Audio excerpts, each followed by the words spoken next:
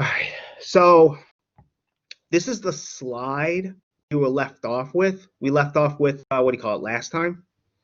Okay.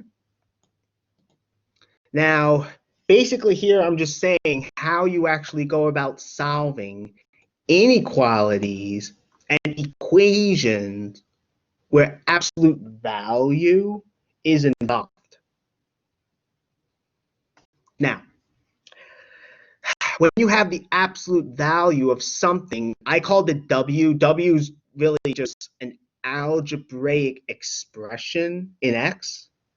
If you have the absolute value of something equal to B, where B is a number, B is not negative, what you really have to do is solve two equations. That's what I was trying to illustrate last time. I hope I was successful.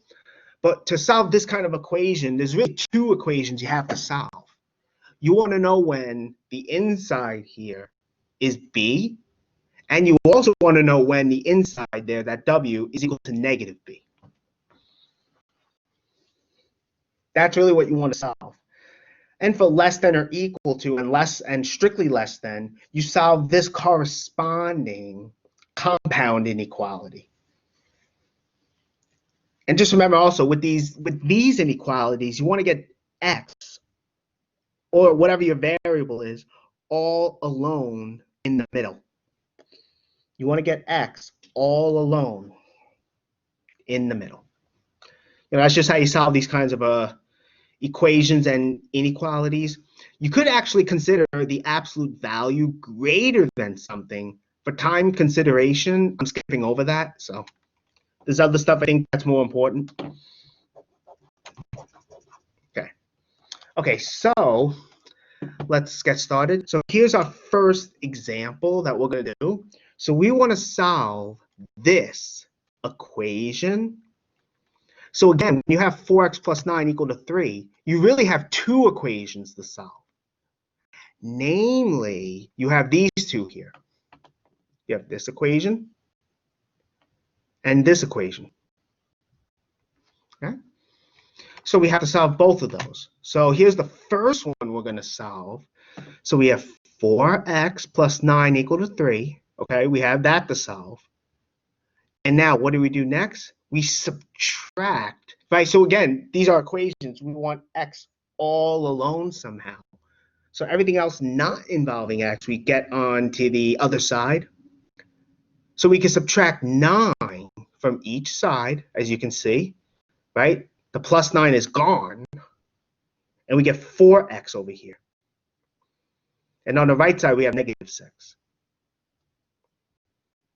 So we have 4x is negative equals negative 6. So what do? We divide by 4, as you can see. Okay? Dividing, we get x equals negative 6 over 4, which is the same as negative 3 over 2. You don't have to simplify, so if you left this as negative 6 over 4, you would be fine. In other words, you would not lose credit. So this is one solution we get, negative 3 over 2. That's one solution we get. Okay, what about the other one? Well, the other one is when we have it equal to negative 3. So we have 3, and now we have negative 3. So what we do next is solve the equation equal to negative 3, right? You want to know when your x here is such that 4x plus 9 in absolute value is 3. In other words, you want to know when 4x plus 9 is 3 and when 4x plus 9 is negative 3. So we subtract 9 from both sides. As you can see, we get 4x is negative 12. Then we divide by 4, and we get x is negative 3. It's actually the same steps, as you can see, as the other equation. Of course, your answer is going to be different because we have negative 3 here. So another solution is negative 3. So there are two solutions here. We have 3, and we have negative 3. Okay. Okay. And again, that's because we have these two equations to solve. That's why there's two solutions. Okay. So we have that example. Let's do an inequality. So we have the absolute value of x minus 2 less than or equal to 1. Okay, that's good. What do? Well, here what we want to do is we solve this corresponding compound inequality when x minus 2 is less than or equal to 1 and greater than or equal to negative 1. That's how you solve this kind of inequality with absolute value. That was on the slide, the first slide I showed today.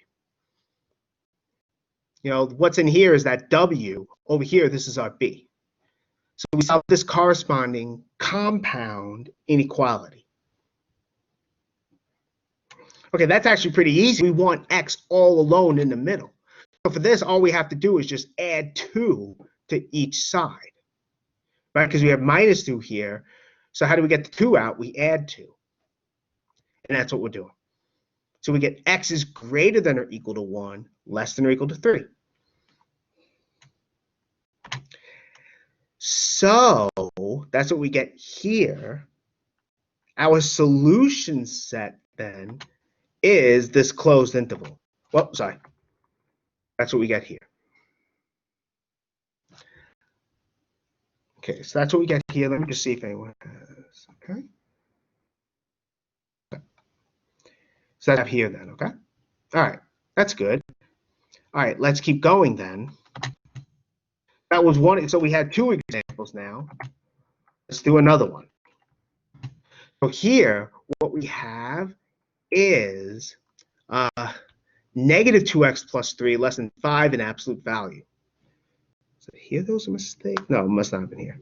Okay, so that's what we're doing here. So we have negative 2x plus 3 between negative 5 and 5, right? And this should be less than or equal, not strict. So let me just fix that quickly. Okay, let me just fix that quickly.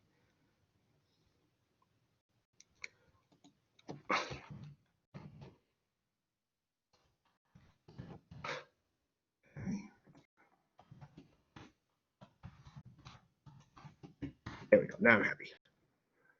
So that's all good. But again, how do you solve this? Well, you just want to get x all alone in the middle, right? Just like what I said before, you want x to be all alone in the middle. Okay. All right. So that's what we're doing here, right? So we have negative 2x plus 3 between negative 5 and 5, right? So what do we do first? We subtract negative 3 from each side. And of course, that kills off the 3 in the middle, so we're left with negative 8 less than or equal to negative 2x less than or equal to 2. I mean, you really don't, well, let me finish first. Okay, so now what? Well, we want x, right? We don't want negative 2x in the middle. We want x in the middle. So we have to divide by negative 2, as you can see. Notice also when I divide by negative 2, we have to flip the inequalities around, as you can see here, because we're dividing by a negative. So we have here x less than or equal to 4, greater than or equal to negative 1, as you can see. If for some reason you did not flip the inequalities, you would have 4 less than or equal to x less than or equal to negative 1 if you did not flip the inequalities. And that would not make sense, because then you're saying there's an x. Well, then you're saying that 4 is less than or equal to negative 1, which is impossible. So it's just something to consider.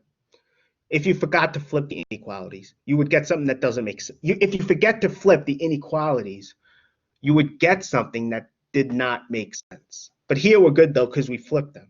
And so we get this here from above, and here, as you can see, our solution set.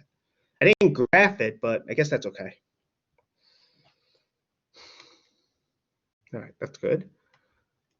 Let's see, I think we have, I think we're good here. Okay, So that's what we have. Now, that's one inequality. That's an example.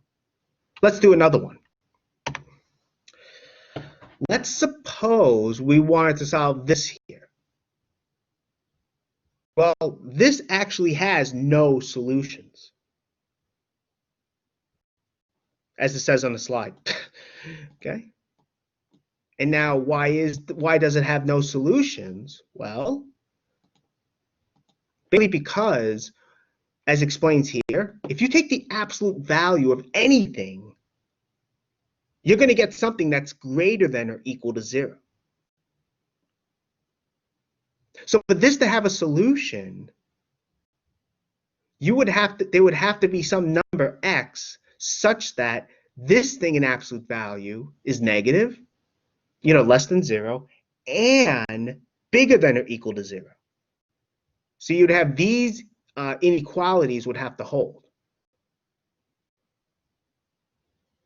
But that's impossible. You can't have something bigger than or equal to 0 and strictly less than 0. That wouldn't make sense.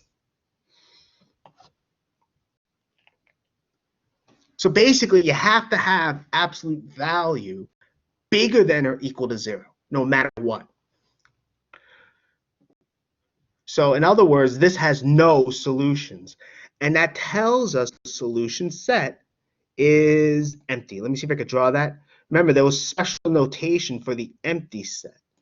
We had this 0 with a slash through it, and we also had, see if I could draw it, this. Trying to draw those curly braces. You have curly braces also, and the only thing between them is a comma. These are just two different notations for the empty set. Although for me at least, if you wrote down the solution set is empty, that's fine also.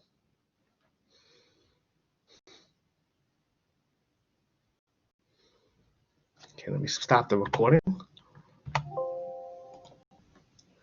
right, let me pause the recording.